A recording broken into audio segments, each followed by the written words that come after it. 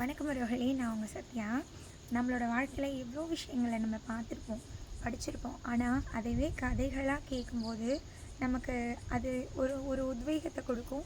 அடுத்து நம்ம ஒரு விஷயத்தை செய்யும்போது அந்த விஷயத்தை பற்றி நம்ம யோசித்து முடிவெடுத்து செய்வோம். அப்படிப்பட்ட ஒரு கதை.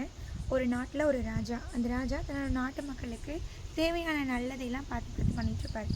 எப்போவுமே நம்ம நாட்டில் நல்லவங்கன்னு ஒருத்தவங்க இருந்தால் அவங்கள பிடிக்காதவங்க இருப்பாங்க இல்லையா? அந்த மாதிரி ராஜாவை பிடிக்காதவங்க இருந்தாங்க இந்த நாட்டில். ராஜா ஒரு நாள் காட்டு வளம் பார்க்குறதுக்காக காட்டு வழியாக போகும்போது என்னாச்சுன்னா, ஒரு முனிவர் உட்காந்து தவம் பண்ணிகிட்டு இருந்தாங்க. அப்படி தவம் பண்ணிகிட்டு இருந்தப்போ ராஜா அந்த முனிவர்கிட்ட போய் ஆசைகள் வாங்க போனப்போ அந்த முனிவர் சொன்னாராம், நீ எந்த ஒரு செயலை கேட்டாலும் அச்செயலின் பின்விளைவை யோசித்து செயல்படு அப்படின்னு அந்த முனிவர் சொன்னாராம். இந்த வார்த்தையை கேட்டு ராஜா நாட்டில் இருக்காங்க கல்வெட்டுலாம் பொதிச்சு வச்சுருந்தாரு. பொதிச்சு வச்சுருந்துட்டு ராஜாவுக்கு கொஞ்ச நாள் கழித்து உடம்பு சரியில்லாமல் போயிடுச்சு.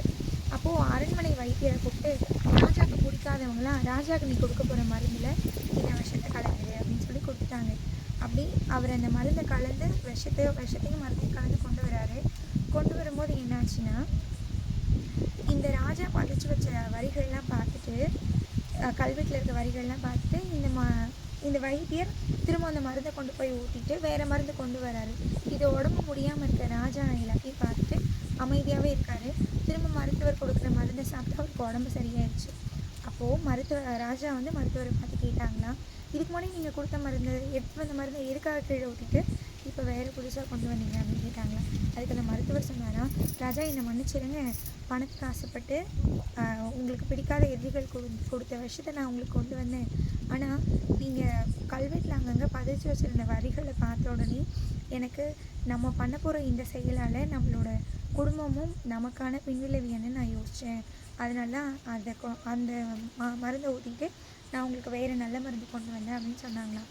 இந்த கதையிலேருந்து நான் என்ன சொல்ல வரேன் அப்படின்னா, நம்ம வாழ்க்கையில் நம்ம பல விஷயங்களை யோசிக்காமல் முடிவெடுத்துடுறோம். அப்படி யோசிக்காமல் முடிவெடுக்கிறதோட பின்விளைவுகள் என்ன அப்படிங்கிறது யோசிக்கிறதும் கிடையாது, ஒரு நிமிஷம் நினச்சி பார்க்குறதும் கிடையாது.